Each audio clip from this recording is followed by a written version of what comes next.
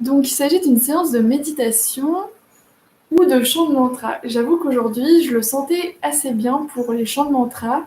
Au moins chanter juste une fois des mantras. Mais comme c'est quelque chose qui est assez particulier et qui n'est pas du tout connu et familier à la culture, notamment occidentale, à la culture française, je sais pas trop si tu serais partante pour juste un petit peu de chant de mantra. Donc soit à écouter ou soit à chanter avec moi. Donc voilà, tu peux me dire si c'est quelque chose que tu apprécierais euh, avant la méditation. Voilà.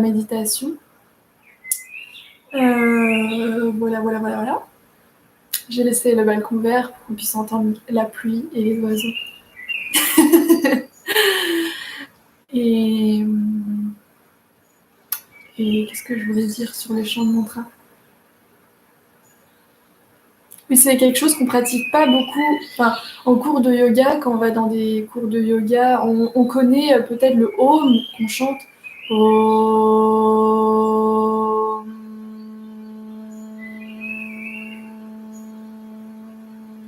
On chante ce Om en début de cours, souvent, ou peut-être à la fin, ça dépend les professeurs. Et ça, c'est le début de l'approche de mantra, parce que c'est Om, comme c'est le son dit originel, c'est-à-dire que c'est le son à la base de tous les autres mantras. On peut le voir comme c'est l'énergie qui est partout. Mais c'est vrai que voilà, le chant de mantra, on le trouvera peut-être dans des sessions de Kundalini, où là, ça fait quand même assez partie intégrante de la pratique énergétique. Donc on retrouve avec des mudras,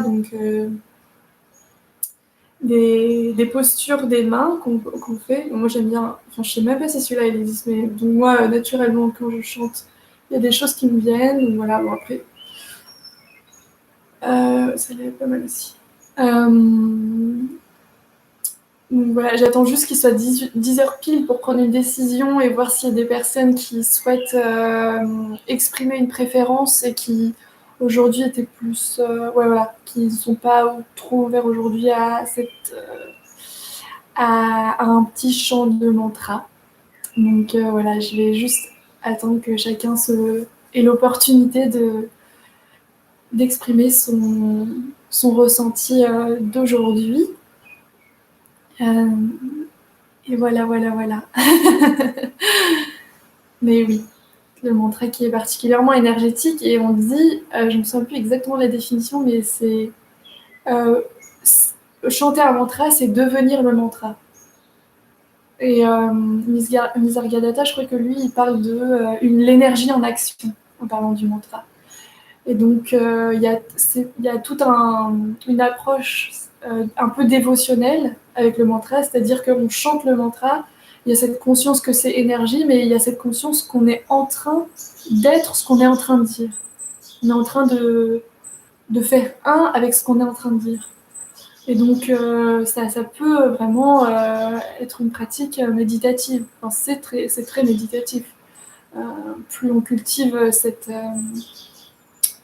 plus on arrive à lâcher prise et à vraiment être un avec le mantra et à le laisser euh, exprimer autant à l'intérieur qu'à l'extérieur l'énergie qu'elle a à exprimer. Alors, il est 10 heures. Je vois. Bon, je suis très en avance. Enfin, je suis très à l'heure aussi. Donc, il y a peut-être. Mais peut-être que justement, c'est pour moi l'occasion de chanter au moins un mantra avant qu'il y en ait qui disent non, pas de mantra. Donc, je vais profiter qu'il n'y ait pas encore de personnes qui ont partagé leur point de vue. Alors, j'en ai plusieurs. Je sais pas lequel tu préfères ou tu préférerais.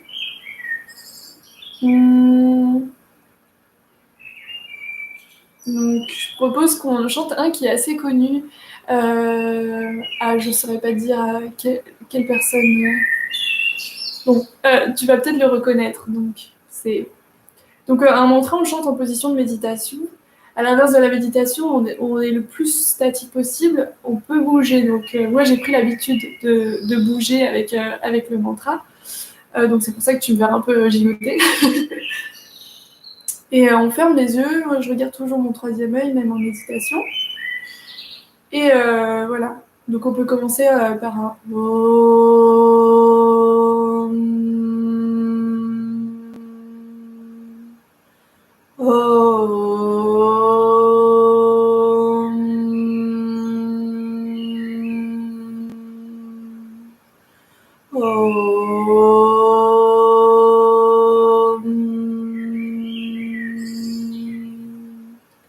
Shiram Jeram Jeram Om Shiram Jeram Jeram Shiram Jeram Jeram Om Shiram Jeram Jeram Shiram Jeram Jeram Om Shiram Jeram Jeram Shiram Jeram Jeram Om Shiram Jeram Jeram Shiram Jeram Jeram Om Shiram Jeram Jeram Shiram Jeram Jeram Om Shiram Jeram Jeram Shiram Jeram Jeram Om Shiram Jeram Jeram Shiram Jeram Jeram Om Shiram Jeram Jeram Shiram Jeram Jeram Om Shiram Jeram Jeram Shiram Jeram Jeram Om Shiram Jeram Jeram Om Namah Shivaya.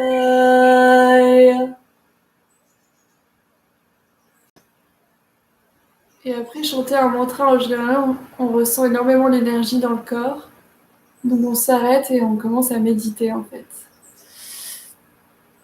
Et donc, on va méditer. Je te laisserai les paroles si tu veux les chanter tout seul ou toute seule avant de méditer. Donc c'est un mantra, on le répète. C'est la même phrase qu'on répète, qu'on répète, qu'on répète, qu'on répète.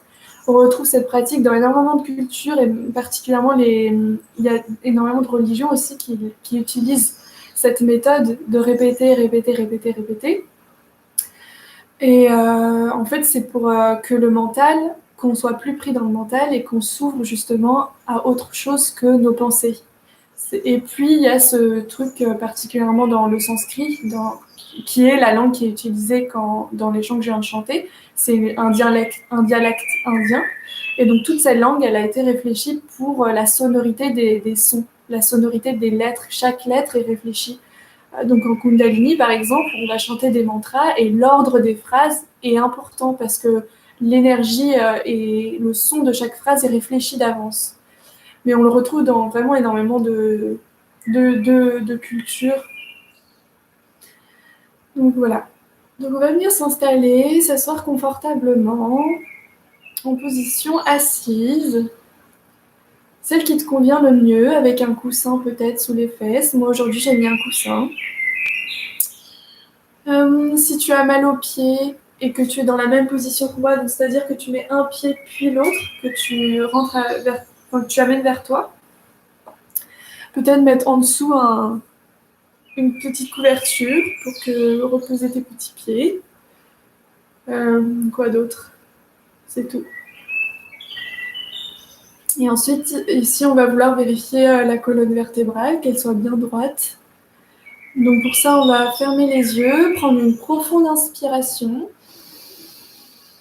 se grandir, découvrir le haut du corps, expirer. Inspirer, grandir, grandir, grandir, comme si il y a la fameuse image du fil qu'on avait aussi en cours de danse. L'image du fil qui nous tire jusqu'au plafond, donc on utilise l'inspiration comme ça. Le fil nous tire et on expire, on s'ancre, on relâche. Donc, explore, utilise cette inspiration et expiration profonde pour trouver ta posture qui doit être totalement droite, c'est-à-dire que la colonne est droite. Bon, c'est plus un ressenti, hein. Pour ça, je rentre légèrement le dos pour soutenir justement ma colonne. Mais rien n'est... À partir du moment où la colonne est placée, tout le reste est totalement détendu. Donc, les épaules, elles sont vraiment relâchées. Euh, Tout est détendu. Il y a juste la base, la partie osseuse, si tu préfères. Je ne sais pas si c'est correct en termes de- du corps, voilà. Mais en tout cas, tout ce qui est extérieur, les muscles, tous les muscles, ils sont détendus. Euh, Tous les muscles du haut. Après, ceux du bas, ils sont un peu sollicités parce que, voilà, on se tient droit et droite. On va venir fermer les yeux. Et après avoir pris ces profondes inspirations, expirations, avoir juste fait un scan du corps. Là, on fait son scan. De sorte qu'on ait une image globale du corps. Une image à travers les sensations.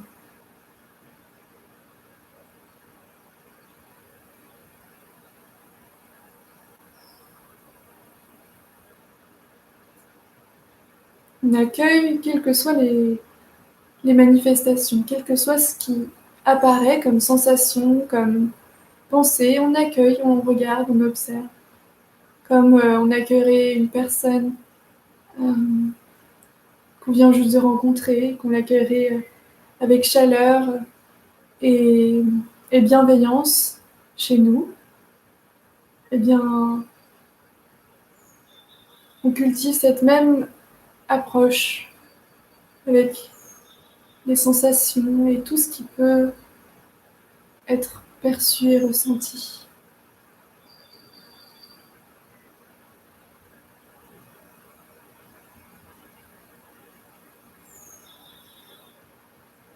Lorsqu'on a scanné le corps,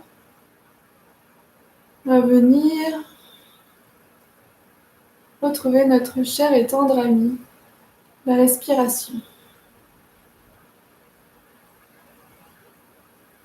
Quelle que soit sa forme, quel que soit son rythme,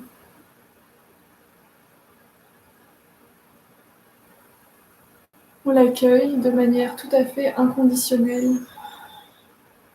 On lui ouvre nos portes.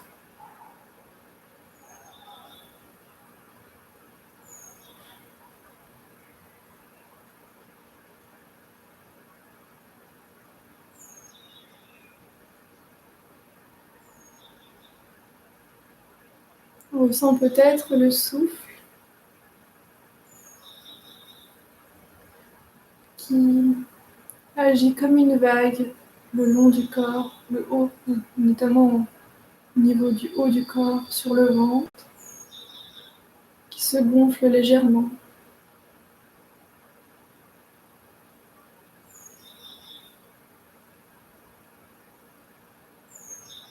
Et la sensation de l'air à travers les narines.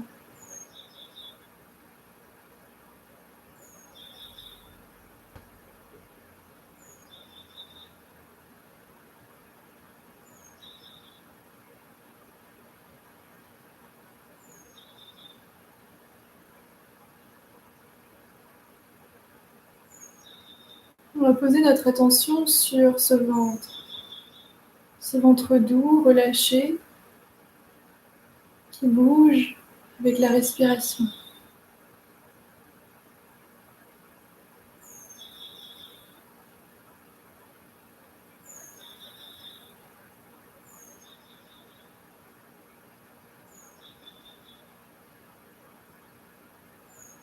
S'il y a des sensations à ce niveau-là, eh bien, on les regarde et on écoute ce qu'elles ont à dire. Vraiment comme si cette personne que nous avons invitée chez nous est en train de nous parler. On l'écoute avec bienveillance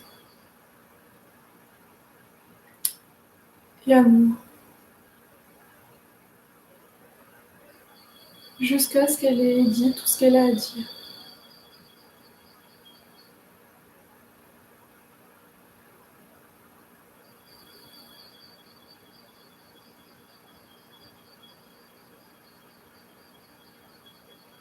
en suivant toujours le souffle qui nous guide tout au long de ce voyage interne.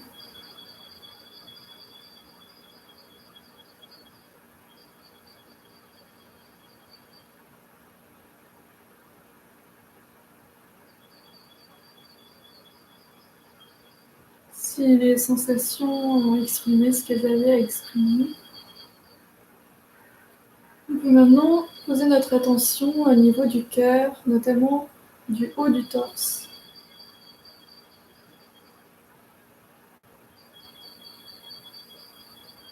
La respiration vient, elle également, se centrer, se concentrer au niveau du haut du torse.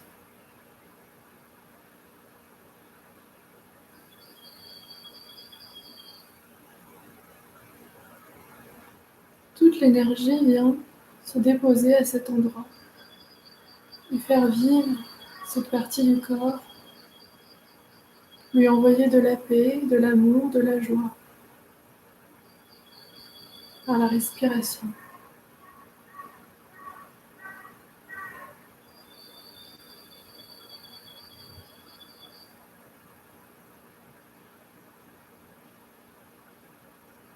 On sent peut-être du coup le derrière du dos respirer également avec cette partie.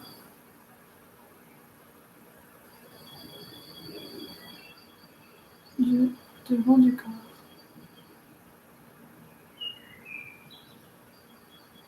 On peut légèrement sourire, sourire interne, car nous sommes en train d'ouvrir le cœur. L'énergie dite du cœur, c'est un concept. On est en train d'ouvrir toute cette partie qui inspire et cultive la bienveillance, l'amour, la joie et la paix pour toi-même, puisque cet air que tu ressens à présent circule à travers toi. Mais elle circule également à l'extérieur de toi. Ainsi, c'est l'amour, la joie, la paix en ton intérieur.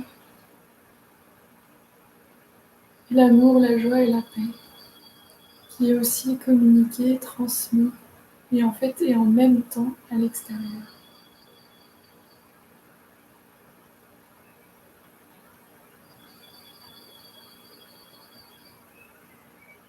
On ressent ces sentiments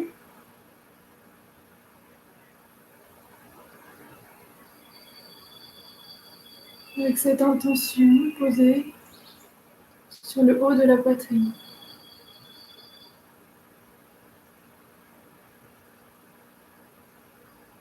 La sensation de l'air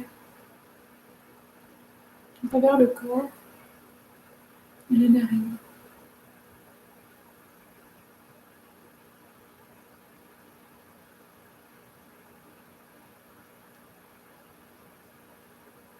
La tête est toujours complètement relâchée, détachée, douce.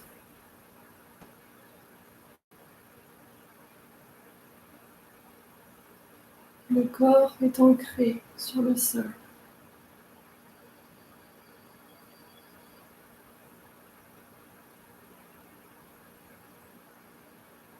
À présent,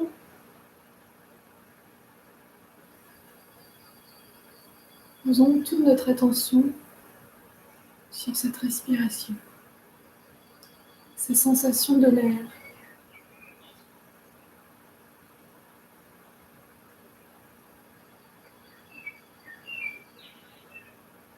Les parties se tendent du corps, n'hésite pas à les relâcher avec bienveillance.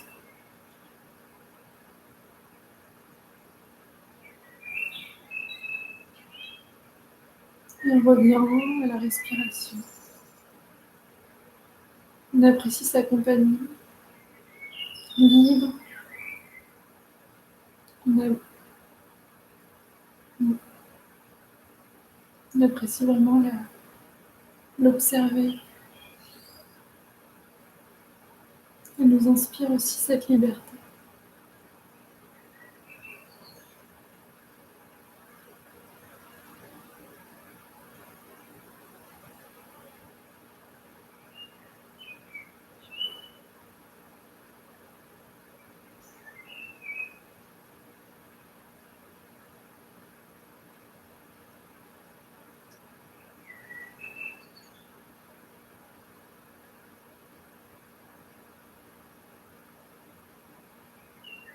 avec cette sensation de l'air, cette conscience du corps dans son entièreté.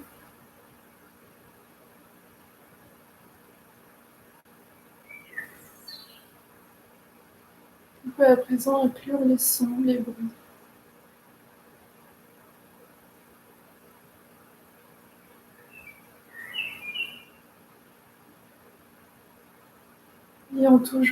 Prenant toujours l'air dans la main. Puis, ayant toujours ce lien avec l'air.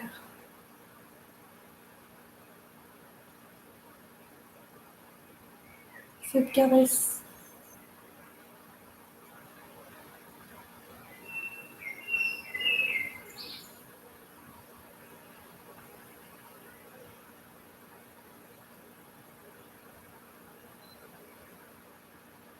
Quelque chose qui est ressenti, entendu. Tout est ok. Les choses sont telles qu'elles sont. On les observe simplement, s'exprimer. On les accueille avec curiosité, avec joie. Quelles qu'elles soient, quelles que soient leurs histoires. On est présent.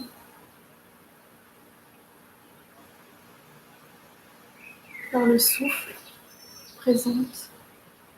Par le souffle.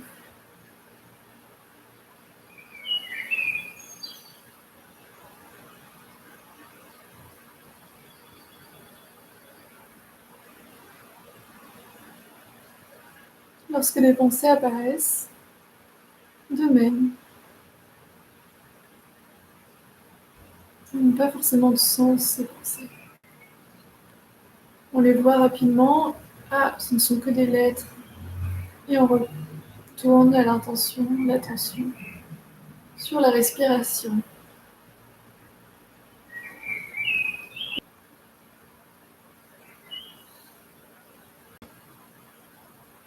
Les bras ouverts, le cœur ouvert.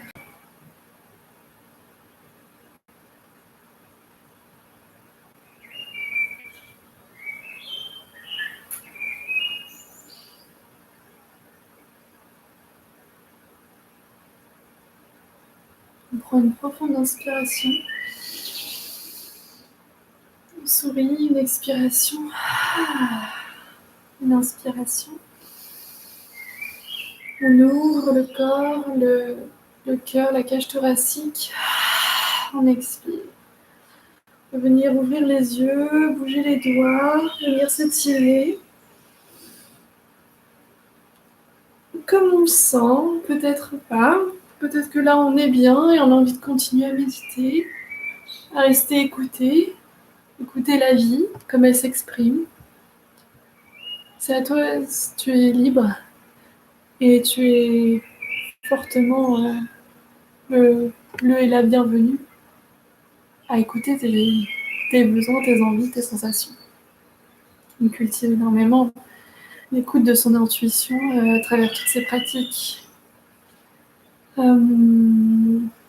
Voilà, j'espère que cette méditation t'a plu, que, comme je disais hier dans une vidéo, mais cette fois-ci j'avais fait une guidance en anglais, donc je l'expliquais en anglais. Je t'invite vraiment à aller voir cette vidéo si tu comprends un peu l'anglais, parce que j'explique le pourquoi enfin pas le pourquoi, mais j'explique le yoga, la méditation, mais qu'est-ce qu'on fait en fait? Voilà, j'aborde cette question. Je t'invite vraiment à aller voir cette vidéo. Elle n'est pas complète parce que je ne suis pas allée en profondeur dans l'essence des choses, mais j'explique quand même une idée assez cruciale, assez essentielle, entre guillemets. Pas essentielle dans le sens où je mets un poids dessus en mode importance, mais j'explique pourquoi on écoute les sons, pourquoi on écoute la respiration, pourquoi on les pensées, enfin, voilà. Donc c'est vraiment quelque chose qui est intéressant parce que ici on cultive la pratique et l'importance de la pratique, l'importance de l'expérience, de découvrir les choses par nous-mêmes. Donc, on passe on apprend à poser notre attention sur autre chose que le mental, que la compréhension du monde à travers le mental, à travers ce qu'on appelle l'intelligence, ce qu'on appelle enfin, tout ce qu'on a pu créer en plus de la réalité, de ce qui est en fait. Enfin, c'est une façon de le voir, disons, parce qu'il y a énormément de paradoxes et énormément de points de vue, parce que tout ce qu'on a créé en plus de la réalité fait partie de la réalité. Bon, je vais pas trop aller en profondeur là-dedans, bien que c'est très intéressant. Que ce que je voudrais juste dire, c'est que ces pratiques de méditation et de asana, avec une compréhension de ce qu'on est en train de faire et de ce qu'on essaye de découvrir, ça aide, c'est aussi très important et ça peut vraiment être d'une très grande aide. Bien qu'on peut tout découvrir de par nous-mêmes, bien qu'on a toutes les réponses en nous, bien qu'en méditant ainsi, on va découvrir tout ça de par nous-mêmes. Mais comprendre intellectuellement, ça fait que le mental, il va pas à n'importe où, et déjà, on peut lâcher prise ensuite sur le mental. Une fois qu'on a compris, on peut lâcher prise sur la partie mentale et vraiment se concentrer justement sur l'exploration, la déconstruction. Voilà, donc c'est pour ça que c'est quand même très, enfin, je trouve ça très pertinent de se renseigner sur ce qui peut paraître euh, théorique, mais l'explication de qu'est-ce qu'on est en train de faire. Et donc, je pense que je consacrerai sûrement une vidéo là-dessus, parce que comme ça, au moins, ce sera fait. J'aurai la conscience tranquille. Et voilà, bon, j'espère que voilà, ce petit temps a été très appréciable, ce retour aux sources.